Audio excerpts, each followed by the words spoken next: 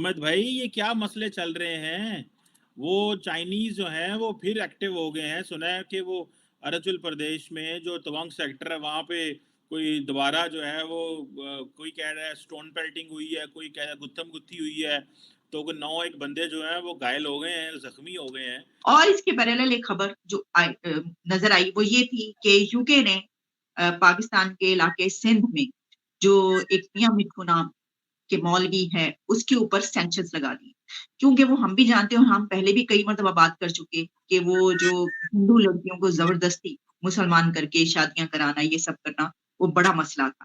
तो हम तो कुछ कर नहीं पाए उनके खिलाफ, तो आखिरकार फिर यूके ने कहा कि अब वो वहां पे दाखिल भी नहीं हो सकते और उनके मुल्क से कोई वो कुछ नहीं कर सकते, उनके ऊपर सैंक्शंस लगा देंगे। सर, तालिबान के आने से पहले तो हमने इतनी टेंशन नहीं देखी थी। जब से तालिबान की गवर्नमेंट आई है, जिसको अभी तक किसी ने भी रिकॉग्नाइज नहीं किया है, चाहे वो भारत ही क्यों ना हो। लेकिन आपको जब आप कहेंगे कि असली नकली दूध नहीं हो, पानी ना मिलाया हो, ठीक एकदम खीर बनी हुई हो, आपको असली खीर मिल रही है, असली बर्फी मिल रही है, आप इत्मीनान करें। आपको इस्लाम चाहिए था ना कि दुनिया भर में इस्लाम एकदम फैल जाए।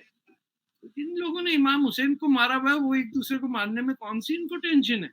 उमैयदों ने अब्बासियों को मार दिया, उन अब्बासियों ने पकड़ के उसको मार दिया, बाबर ने लोधी को मारा, लोधी ने उसको मारा। ये तो हमारा काम है, हमने नहीं ढाका में मारे लोग। अच्छा, और तो और अफगानिस्तान देख लो, उसके हैं तकरीबन 9 अरब डॉलर, भारत के 600 अरब डॉलर। तो सुभान अल्लाह, याद रखना, मैं बार बार कह रहा हूं, कह नहीं रहा, पूरी जिम्मेदारी से वार्निंग है। वो तौबा तौबा तौबा इन लोगों के होते हुए अदम मुदाखलत, तौबा कहां पहुंचा दिया इन्होंने।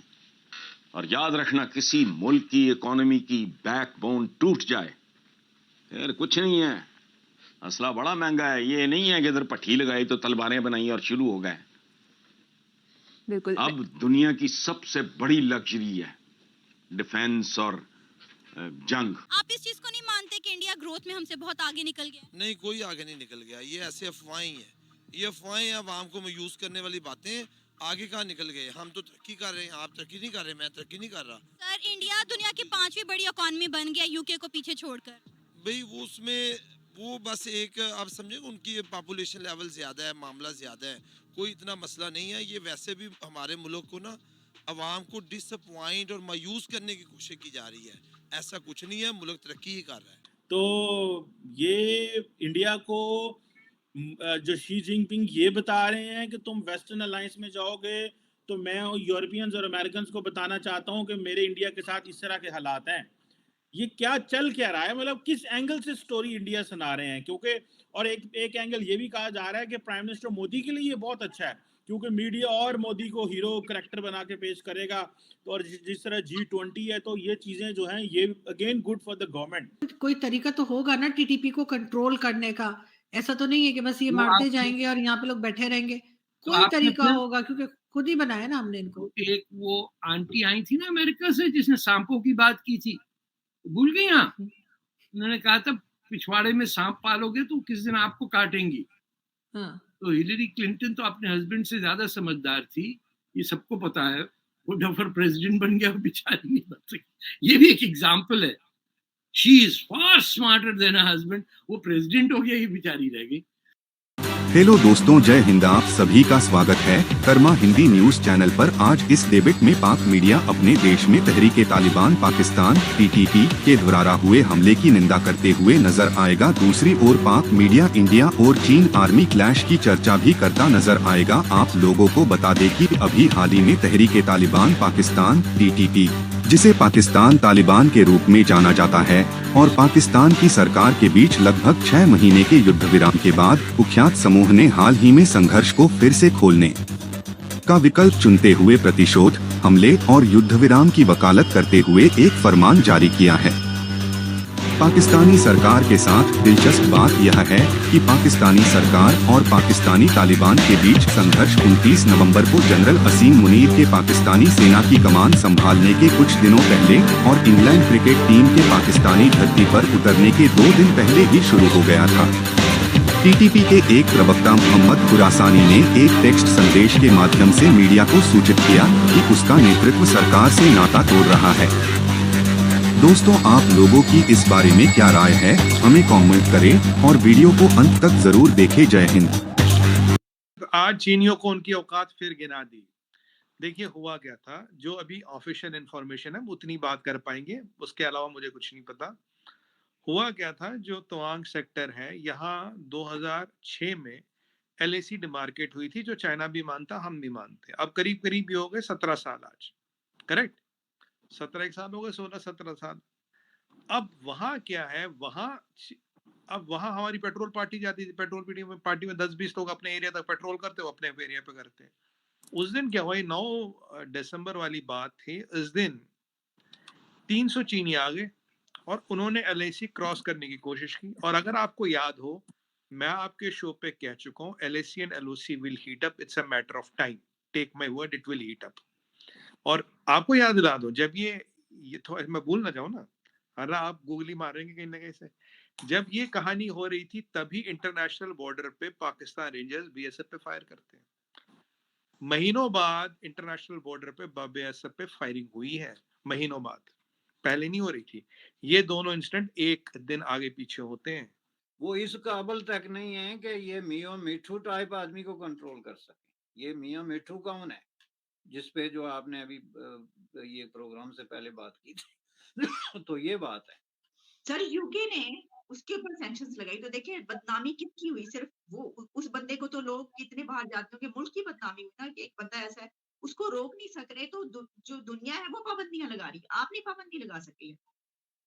नहीं, इसमें जो लफ्ज बदनामी है ना, मेरे ख्याल में ये काबिल एतराज है, क्योंकि यही सबसे बड़ा प्रॉब्लम है कि आपके मुल्क में अगर कोई सबसे बड़ी कोई बीमारी फैल जाए, कोई वायरस आ जाए, कोई बैक्टीरिया, कोई ऐसा आफत, तो उसको आप बाकी दुनिया से छिपाएं कि इसकी वजह से हमारी जो है वो बदनामी होगी।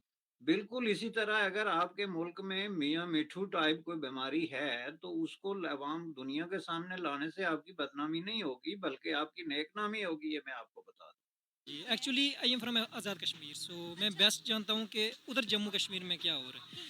तो अगर आप पाकिस्तान को कह रहे हैं कि अगर ये एक टेररिस्ट स्टेट है, तो आप देख सकते हैं कि पाकिस्तान में टूरिज़म पिछले साल की निस्बत इन सालों में बहुत ज़्यादा इसमें तरक्की हुई है। और जो मुख्तलिफ कंट्रीज़ का रिस्पॉन्स है, मुख्तलिफ OIC का इजलास इधर हुआ है, तो दे इजलास जो वैसे इधर नहीं हो जाते, वो सिक्योरिटी इशू को क्लियर करके इधर होते हैं। फिर क्रिकेट की बहाली हुई है, आप ये सब चीज़ें देख सकते हैं। एक किसी कंट्री के कहने की वजह से आप खुद को टेररिस्ट कंट्री सर्व नहीं कर सकते।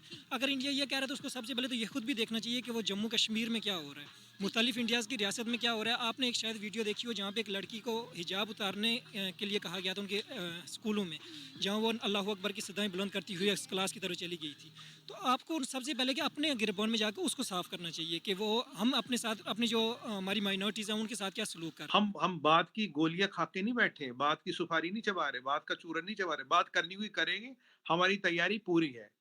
चाइना को लगा -0 टेम्परेचर है, बिल्कुल टाइम नहीं है लड़ाई करने का, ना वो कोई लड़ाई करेगा, ना कोई लड़ाई जीत सकता है उस ऑल्टीट्यूड पे, टेम्परेचर पे। It's not humanly possible. देखते हैं भारत की तैयारी कितनी, देखते हैं भारतीय तैयार है नहीं है। चीमा साहब, गलवान वाली इन्होंने फिर हरकत की थी, पीठ में छुरी भोंकने की। यहाँ ये करे बातचीत हो रही है, हो रही है, वो हो रही है। 300 लोगों का आने का मतलब पोस्ट की तरफ कोई मतलब ही नहीं। Who authorize that movement? Commander ने ऑथराइज किया, ये सेंट्रल कमांड के अंदर आता है। सेंट्रल मिलिट्री कमांड किसको रिपोर्ट करता है? डायरेक्टली शी जिनपिंग को रिपोर्ट करता है। ये हमारी तैयारी देखने आए थे। अगर हम गलवान टाइप एक इंसिडेंट करें, क्या भारत की तैयारी कितनी है, नहीं है, कितने लोग हैं, रेस्पॉन्सिवनेस क्या है, ये है। जब इनको मुंह की खानी पड़ी, जब इनके लोग जख्मी हो गए थे, फटाफट भाग गए, डर के भाग गए। क्यों? इन्हें लगा यार गलवान की तरफ फिर 135-40 लोग मरेंगे, और अब की बार इनके लोग फिर मरते हैं तो ये शी जिनपिंग दुनिया भर में मुंह दिखाने लायक नहीं रहता।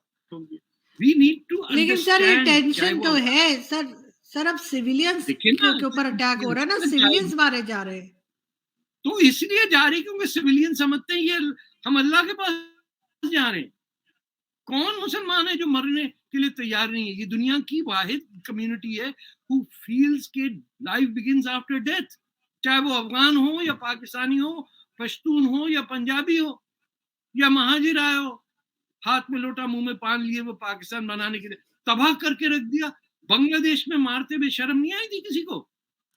10 लाख आदमी मार दिया आपने, वो मुसलमान। ये भी नहीं कि इंडिया मार रहा है या कोई कम्युनिज्म आ गया, कुछ नहीं। उन्होंने और वो कहा तो इराक जंग में भी सर मुसलमान ही मुसलमान को मार रहे थे, कौन सा कोई और यमन कंट्री में थी? कौन मार रहा? यमन में भी तो 5 लाख लोग मर चुके हैं अभी तक।